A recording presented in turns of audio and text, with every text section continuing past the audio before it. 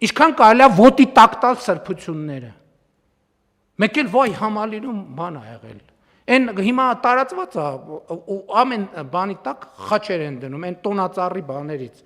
Ընդ որում ոչ մեկ չի հետևում, ես շատ ուշադիր հետևում եմ։ Մի ամսից այդ լուսերի կեսը խփում է։ Ոչ մեկ էլ չի մտածում, որ դա պետքա փոխել։ Կարևորն այն է, որ առաջին օրվա բացումնարին նկարեցին Facebook-ում գցեցին։ Արդեն երեկոյան ժամերին խաչ չի, սենց կիս այդ բան, ոչ մեկ չի մտածում, որ այդ պետքա փոխել։ Ու սա վերաբերմունքը հասկանում եք, խաչի նկատմամբ էլ այս վերաբերմունքը,